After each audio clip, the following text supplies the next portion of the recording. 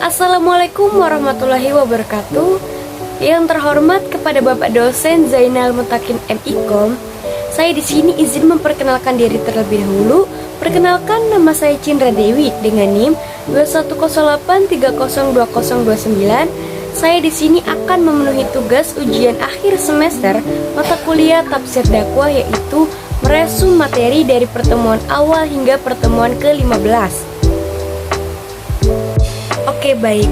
Saya di sini akan langsung menjelaskan mengenai materi yang pertama. Materi pertama yaitu ada materi mengenai tafsir dakwah dan metode tafsir dari Al-Qur'an tersendiri. Nah, tafsir dakwah itu apa sih? Tafsir dakwah adalah upaya memahami maksud-maksud dari ayat-ayat Al-Qur'an dengan menggunakan metode, yaitu metode pemikiran dari dakwah. Sebagai apa sih? Sebagai pisau analisisnya. Maksudnya bagaimana sih? Nah, maksudnya adalah tafsir dakwah yaitu merupakan upaya memahami maksud dari ayat-ayat Al-Qur'an dengan menggunakan pendekatan dari dakwah tersendiri. Nah, secara garis besar, metode dakwah yaitu ada 4 metode atau 4 cara. Yang pertama ada metode ijmali atau global. Lalu yang kedua ada metode tahlili atau yang biasa disebut dengan analitis.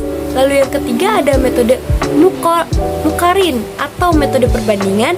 Lalu yang terakhir dan yang keempat yaitu ada metode mauzul atau metode tematik.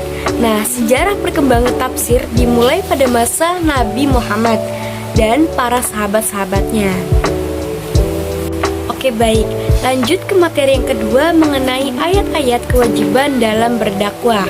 Pada Quran Surat An-Nahl ayat 125 menerangkan bahwa dakwah adalah mengajak umat manusia ke jalan Allah Subhanahu wa taala dengan cara bijaksana, nasihat yang baik, serta berdebat dengan baik yang pula.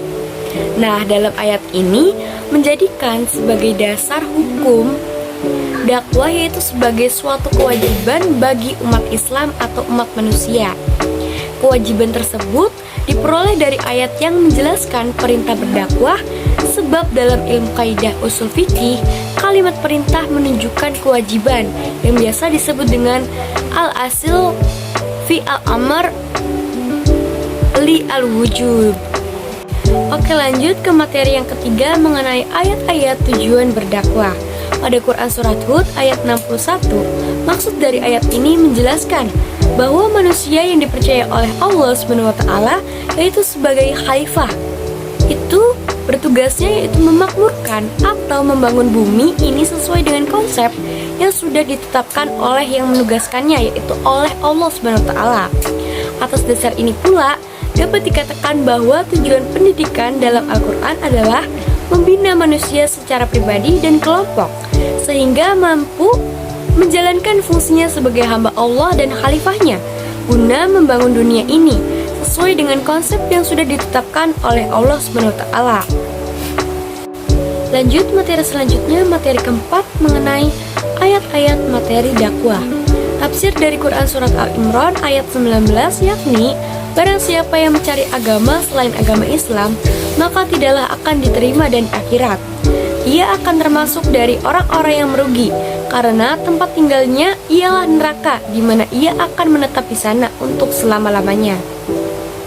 Lanjut, materi kelima mengenai ayat-ayat subjek dan sasaran dakwah. Tafsir dari Quran surat ini yaitu surat At-Tahrim ayat 6, yakni wahai orang-orang beriman, peliharalah dirimu dan keluargamu dengan menaati perintah Allah dan menjauhi larangannya dari api neraka, yakni dari murka Allah SWT yang menyebabkan kamu diseret ke dalam neraka tersebut yang bahan bakarnya adalah manusia dan batu.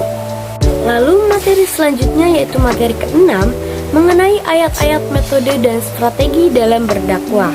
Nah, dalam Quran Surat An-Nahl ayat 125 menjelaskan bahwa Allah SWT memberi pedoman kepada Rasulnya tentang cara mengajak manusia, yaitu cara mengajak untuk berdakwah ke jalan Allah SWT. Nah, jalan Allah SWT di sini maksudnya adalah agama Allah, yakni syariat agama Islam yang diturunkan kepada Nabi Muhammad, yaitu ada 3. Yang pertama ada hikmah, khutbah atau maudatul hasanah, dan debat. Nah, selanjutnya yaitu ada materi terakhir, yaitu materi keberapa? Materi ketujuh, yaitu mengenai ayat-ayat etika berdakwah. Nah, pada Quran Surat Al-Hujurat ayat 6 ini menjelaskan bahwa sesungguhnya Allah lah yang maha mengetahui apa-apa yang gaib di langit dan di bumi.